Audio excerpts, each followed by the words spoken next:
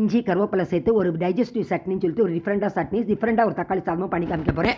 இதுக்கு வந்து பிரண்டை இலசா இருந்தது. அது இஞ்சி கருவேப்பிலை ஆஸ் யூஷுவல் நல்லெண்ணெயில் வந்து உளுத்தம்பருப்பு 4 வரமிளகாய் 2 பச்சை மிளகாய் இது எல்லாத்தையும் போட்டு நல்லா வதக்கி எடுத்து தாளித்து அரைச்சி வச்சாச்சு. இதுக்கு தாளிப்பு நான் இன்றைக்கி பண்ணலை. அதுபோல் டிஃப்ரெண்ட்டாக ஒரு தக்காளி சாதம் 2 ஸ்பூன் எண்ணெய் விட்டு அதில் கடலைப்பருப்பு மஞ்சப்பொடி ஏலக்காய் பெருஞ்சீரகம் வெள்ளைப்பொடி இஞ்சி எல்லாமே சேர்த்துட்டு அதில் ஆனியன் தக்காளி கருவேப்பிலை எல்லாமே போட்டு சேர்த்துட்டு ஒரு மிக்ஸி ஜாரில் வந்து மறுபடியும் வெள்ளைப்பொடி இஞ்சி மசாலா ஐட்டம் ஃபுல்லாக அரைச்சி இந்த தக்காளி வெங்காயத்தையும் போட்டு கொஞ்சம் அரைச்சி தக்காளி தொகையில் கணக்கில் பண்ணி வச்சுட்டு இந்த தக்காளி தொக்கையும் போட்டு அந்த தக்காளியோடு சேர்த்து வதக்கி எடுத்துட்டு சாதத்தை நல்லா பொலான வடித்து வச்சுருந்தேன். அதையும் சேர்த்து நல்லா கலந்துட்டேன். இந்த பாருங்கள் இப்படி இந்த பதத்தில் இருக்கணும்.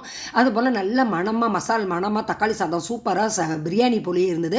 இவ்வளோ உருளைக்கிழங்கு நல்லா பாயில் பண்ணி இது பண்ணி வச்சுட்டேன். முதல் நாள் பண்ண பன்னீர் பட்டர் மசாலா கடையில் வாங்கியிருந்தது பாக்கி இருந்தது. அதையும் வச்சு இந்த தக்காளி சாதத்தை வந்து இந்த கருவேப்பிலை தொகையிலோட சூப்பராக இன்றைக்கி வந்து ஒரு சூப்பர் பிரஞ்சு சூப்பராக